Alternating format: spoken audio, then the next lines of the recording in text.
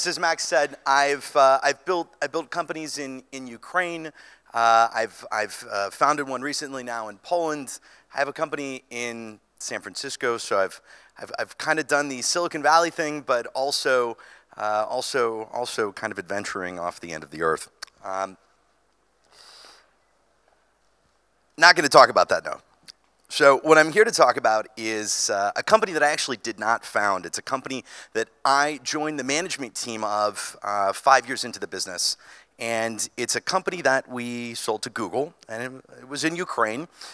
So why did it work? Well, I think that the interesting thing about Vudel, so it was the largest venture-backed exit of a company, of a startup in Ukraine, which, I mean, it's Ukraine, so it's relatively small still. And I think that what's interesting is the company was founded by Ukrainians, and you'll hear me say the word Ukraine a lot in this, but that'll be okay. The company was founded by Ukrainians. It was the first time technology had been licensed out of a university in Ukraine. So actually this came out of a research lab. They were building face recognition technology. So the company came out of a research lab. Eventually, some new management was brought in, actually a couple times, but in the end, the company sold to Google for $45 million. And I guess before that, we raised about $18 million in venture capital, which there are companies that have raised more now in Ukraine, but at the time also was the largest raise that had happened in Ukraine at that point. Okay, so why did it work? Yeah. So the interesting thing about face recognition is that I can kind of say that we were making face recognition software, and I think everybody knows what that means. So it's not very complicated. Of course, the execution of making that work is pretty complicated, but the concept itself is pretty universal. At the time, there were a number of other companies that were doing the same thing. So I think you'll hear people talk about, well, you know, if there's no competition for your business, no competition for your startup idea, then you should probably just, you know, try to find something where there is. In any case, there are really, really few times in the history of the world where no one else was thinking of the same thing at the same time, and it was also at the same time a good idea. So with that in mind, there was actually an pretty active M&A market. So this was a company that was created out of a university at a time when companies like Google and Facebook were buying companies that were in this business and buying teams that were working on this kind of technology. The company also had some pretty dedicated venture capitalists, one in particular. So I think the company did initially raise funding from local angels, well, actually Ukrainian diaspora. So Ukrainians living in the US that invested in a company in Ukraine. But anyway, they eventually have brought in American venture capital. And there was one VC in particular who would not let the deal die. Right, so the company was going to sell. And actually, that's the kind of guy or girl that you want on your side when somebody gives you money. That even if you don't want to sell the company anymore, that they're going to make sure that they actually have a company that trades, that they want every investment to exit. So I think that was something that also really helped. Of course, there were a few generations of management that were brought into this company, so it's not one of those stories where there were a couple guys and they founded a company and they really scaled with the company all the way through to the exit. So that didn't happen in this case. And oftentimes when there is technology in, I guess what might be an emerging market like Ukraine, right? So the technology might be really good, but let's say the structure of business education is not quite as good as the technology might be. So you'll have some founders that might be able to do the deal to get the tech out of the university. So some guys that might be able to scale it a little bit. But when it comes time to really growing a business and selling it, in any business you can always find this balance of bringing in people who have done it before, right? So you might be really good at building a product. You might be really good at solving a problem, but you might not have experience selling a company or raising venture capital. And I think that this is one of those cases where there was a good balance that was brought in of technology and experienced entrepreneurs that came in and helped get the deal done. And the other part of this is that the company, while it started in Ukraine, eventually opened an office in San Francisco, or in Palo Alto in Silicon Valley, and also in South America. And so when we were talking about the company wasn't a company that was based in Ukraine. It was a company that had started out of a university in Ukraine, come to Palo Alto, opened a mobile development center in South America, and we really presented ourselves as a global company. And what that helped to do was de-risk the negative perception of the geography. Now, not everywhere that I'll tell this story has like a negative perception of geography, but if we look now, Ukraine in the news has even more of a negative perception of sort of risk, let's say, than it did at the time Vital started as a company. So this is really perceptual de-risking because there were, let's say, 6 of us anyway there in Palo Alto and like 80 people in Ukraine. So I mean, if you're actually having someone invest, they're going to know. They're going to know that there's mostly the people are in Ukraine. But you always have this way of saying, well, we can always bring it here. We have operations in a way that we can balance the risk. So anyway, how can you do it? So there are definitely a lot of ways that you could do this. Here's one. Yeah. So Vital, not actually a big exit by Silicon Valley standards.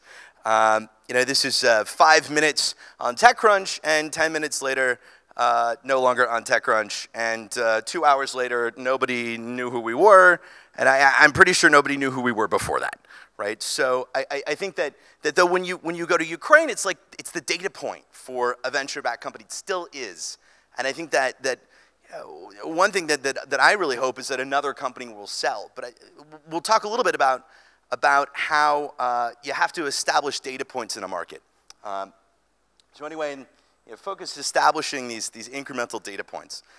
And what I mean by that is if there hasn't been a $1 billion exit in your market, the thing that will help your ecosystem grow more is probably, let's say, finding something that that you can work on that you could find an exit for. Something that you can work on with a team that you can take across the finish line. And I mean, this is all subjective, right? So I mean, what I think I might be able to do or you think you might be able to do, might not actually work, but anyways, worth a shot. Yeah. So if the objective is to build, start, fund, sell, yes, a company in a market without a history of venture-backed exits, here's a model to do that.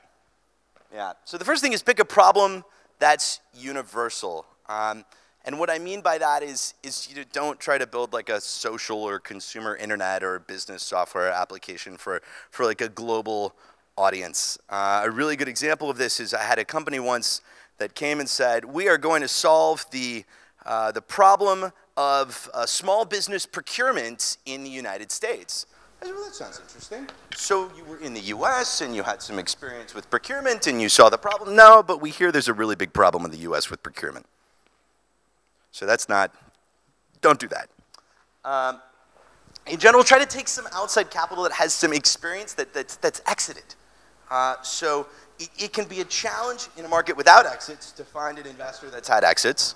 So I see how that can be a problem, right? So you might not be able to do that, but if you can, at some stage, try to bring on a financial partner that has actually taken a deal across the finish line. So it's okay to have angels that are like, okay, yes, we want to give you money, and that's good, and you probably want to take it, so okay, fine. But at some point, you have to bring some adults into the business.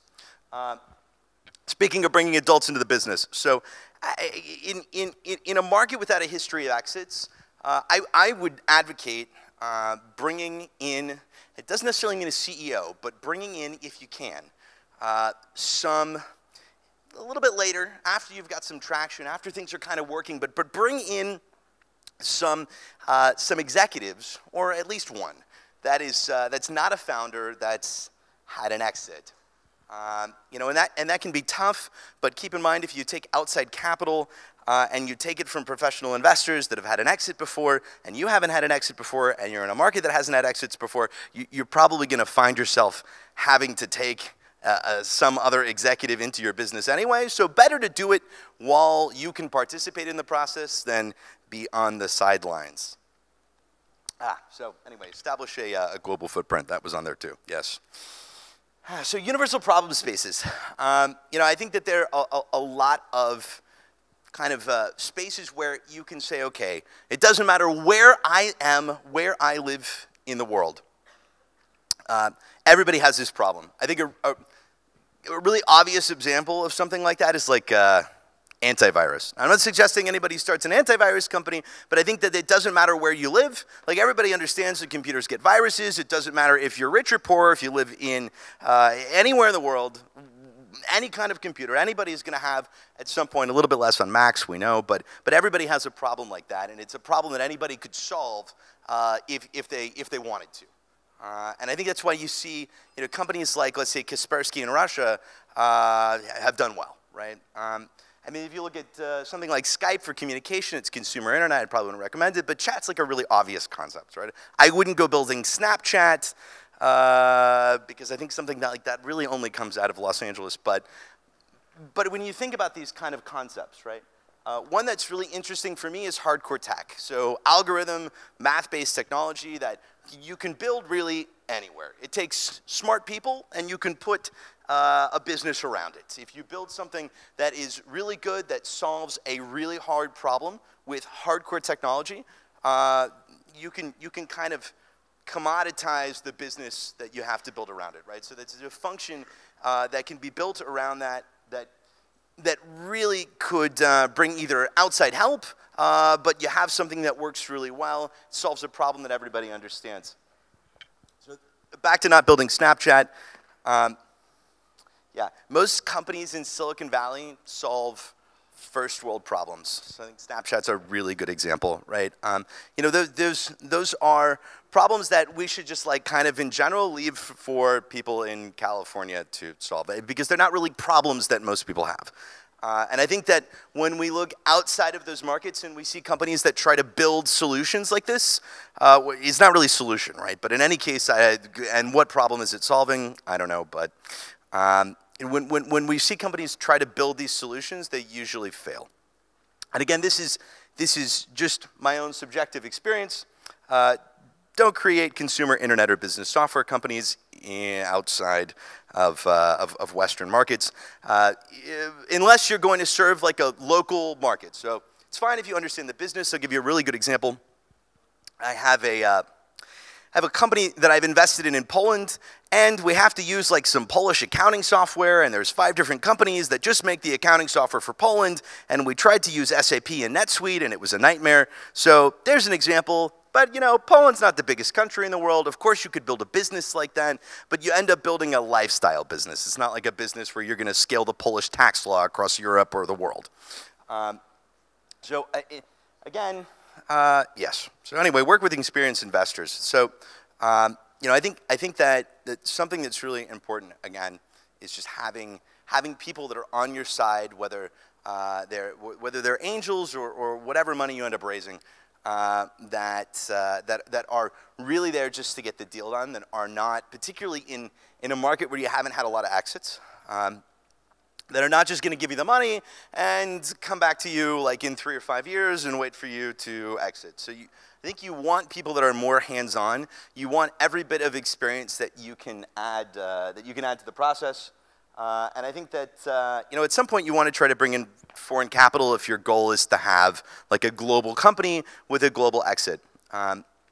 If you have trouble doing that, you might want to think about whether or not you really created a problem, or rather, you really are creating a solution to a problem that has a global audience. So back to this part, and this part can be a little controversial. I'm not advocating like CEOs stepping aside, but I think that you either scale with the company or you don't. I think that it really helps to have someone that has actually sold a company, as opposed to like everybody sitting in a room going, okay, so it's a term sheet.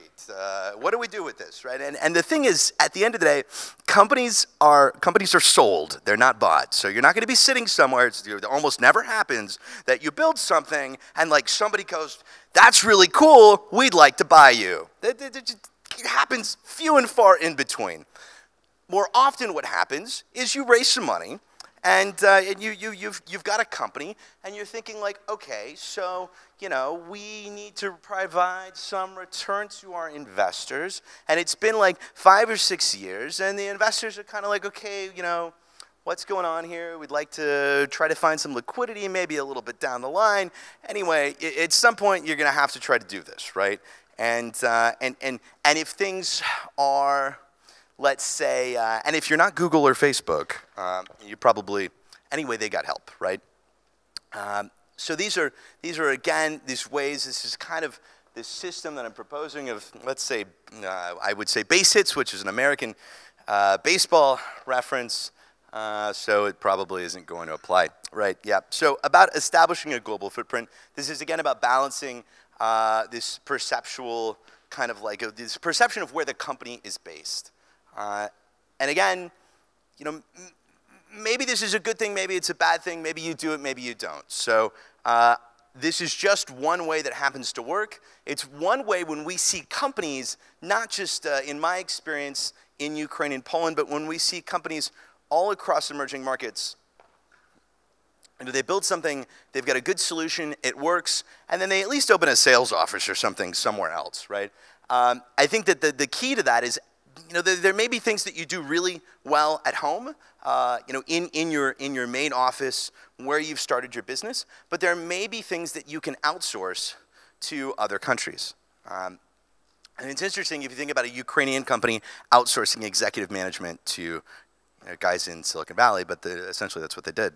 And I think that you know, it's a different way to look at it, because so often companies start and they outsource some business function, which is often engineering or accounting or just something like this. But you know, it is possible, not necessarily to outsource, but to turn that model on its head and say, okay, well, this is the part that we do really well. Let's get some other people involved, you know, because let's say we're really good engineers, we know how to build something, and it's a really great solution. You know, let's get the equivalent of executive management that can help us with that after some certain point. So, you know, depending on the market, it's not all about de-risking. You know, in the end, it is about exiting, right? So, yep. Beatles geographic distribution. Okay, so a little bit about this. This is kind of what it looked like in 2011. So most of the company was in Ukraine, with just a few people in Palo Alto and a few people in South America. And when the company sold, there were actually just 2 people in Palo Alto. So, you know, we really were a Ukrainian company that was outsourcing management, right? And this is a model, and it is a model that worked. So that might be what it looked like. It's a little small. But if you took this kind of as a process into a diagram, you know, if you took this through some steps of let's find some universal problem. Okay, we found a universal problem. Let's see if anybody will give us money. You get a little money. Okay, let's see if we can take this to the next level. Let's get some traction. If that works, fantastic. Let's see if we can raise some foreign capital. If we can't raise foreign capital, maybe we should start over. You know, and this is just a way to approach it. You know, if you go beyond that, let's see if we can bring in some non-founder execs, some people that have sold a company before. And if you can't do that, you might think about like, really, why can't we do that? I mean, because if you follow this process, you know, look, just one way to do it. But if you follow the process, you have so many different validation points that are external, right? Because you don't have, in a market without a lot of exits, you don't have a lot of ways to do, let's say, some internal market validation for a global solution. So I think at each one of these steps, you're ending up connecting with the outside world. You're connecting in a way that you can kind of get the experience from other people, and even if the experience of trying to bring, let's say, a non-founder executive that sold a company into your business doesn't work, you could probably learn something about what you're doing and why maybe it will or won't work from that. So, yep. Again, a lot of ways to do this. This is just one. It happened to work. When you see other companies that are doing something similar in markets where there aren't a lot of exits so far, we see companies doing something very similar. I see companies doing something very similar. Yeah, so that's it, and I'd be happy to answer any questions. Thank you, Jonathan. We don't have a lot of time for questions, but we might have for one. So, we've got a gentleman over here. Thank you very much, and thank you for the presentation. Quick question: were the initial founders fired or demoted or something? Because I wasn't there for that. So they were. I don't know. A question for me, Jonathan. What is? I know you're. They didn't own a lot of the company when it sold. Okay. You're doing something new, like 2 new companies right now, as far as I know, and again in Ukraine and in Poland. Yes. So some of the business now is in Ukraine. Although with the Ukrainian business, we are pretty much just saying we're based in San Francisco. Okay. Given with the way that things are right now, and with the small team that we have, that's all PhDs. I've got guys that are in Kiev, but I have guys with all American visas. So in the process of working, in the time that they have for me, we've got American visas for all of them, and as quickly as the sky might fall, they could hopefully get on an airplane. Exactly. And so again, this is like about de-risking, right? So but generally, those benefits that attracted you to Ukraine in the beginning, they still exist in a way. Yeah, they absolutely still exist. They absolutely still exist. Okay, thank you very much, Jonathan. One more hand for Jonathan, please. Thanks.